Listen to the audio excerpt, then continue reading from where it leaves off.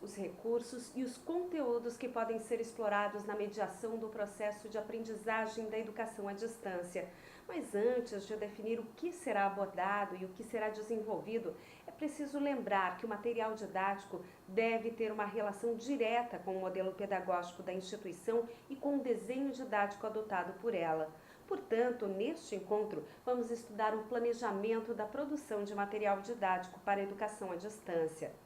Lembre-se, só depois de fazer uma análise da instituição é que você estará munido de informações para desenvolver materiais didáticos que atendam à real demanda daquele universo.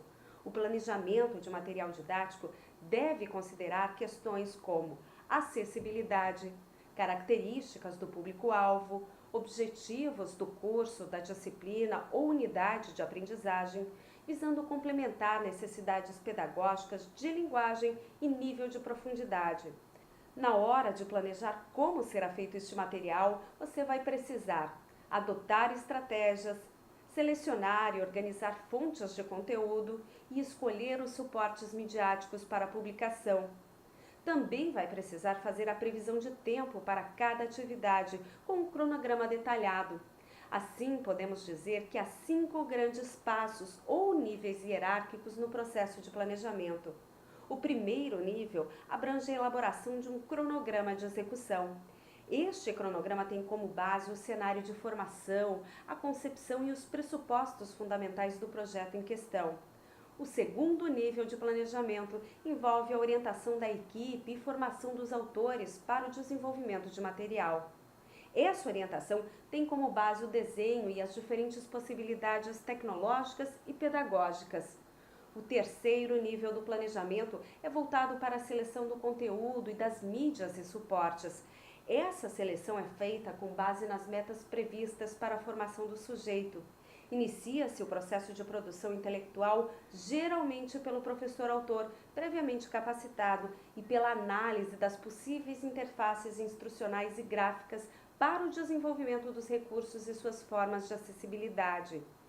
No quarto nível de planejamento são previstas as estratégias, a execução e seus processos.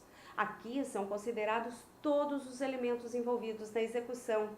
É o planejamento de como serão efetivamente desenvolvidos os materiais didáticos. O quinto e último nível de planejamento envolve a previsão dos mecanismos de avaliação para a retroalimentação. Essa é a fase conclusiva do processo geral de desenvolvimento de material, retroalimentada por todos os agentes que participam do projeto, incluindo os alunos. Na educação à distância, o material didático ganha ainda mais destaque por ser uma ferramenta que proporciona condições para que o estudante realize seus estudos sem precisar solicitar orientações a todo momento. Por isso, esse material precisa ter algumas características específicas, considerando a modalidade. Acompanhe. É preciso ter objetividade e clareza. Toda e qualquer informação textual ou visual apresentada deve ter uma função clara, evitando ao máximo interpretações errôneas. É necessário também a autossuficiência, apresentando, além de conteúdos e informações relevantes, todas as orientações para que o aluno desenvolva tudo o que for solicitado. Todo material didático deve prever também a integração, o equilíbrio entre teoria e prática, para que os estudantes sejam capazes de aplicar em situações cotidianas os conhecimentos construídos.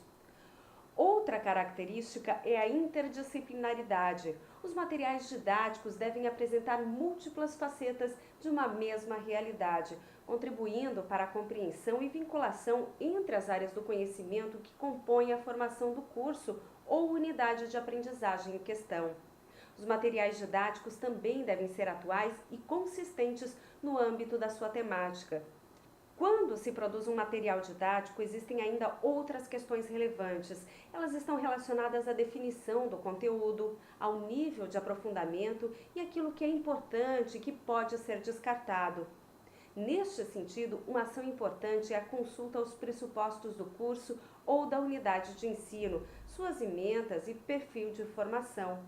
Outro passo nesse processo de seleção e organização do conteúdo é eleger um objetivo geral de aprendizagem para o material didático.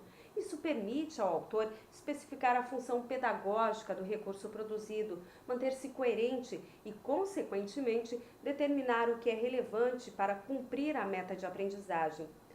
Feito isso, é preciso organizar este conteúdo. Neste momento, devem ser considerados alguns procedimentos. Um esquema adaptado de Sartori e Husserl apresenta sistematicamente estratégias que podem ser adotadas, como estratégias de linguagem, de organização, de acessibilidade, de utilização de figuras, imagens e gráficos e de avaliação do material didático. Cada uma dessas estratégias envolve uma série de questões as quais você deve conhecer e aprofundar seus estudos. Elas darão um embasamento importante para a produção de material didático. Antes de encerrarmos, é preciso lembrar que na etapa de planejamento, você também deve escolher as mídias que serão utilizadas. Materiais impressos, textos digitais, objetos de aprendizagem multimídia, entre outros dispositivos. Cada uma tem pontos positivos e negativos. O critério de escolha por uma ou outra será determinado de acordo com a demanda educacional e o perfil do aluno. É importante ter em mente que as mídias não se excluem, mas coexistem, se adaptam e se complementam. Nosso encontro termina aqui. Bons estudos!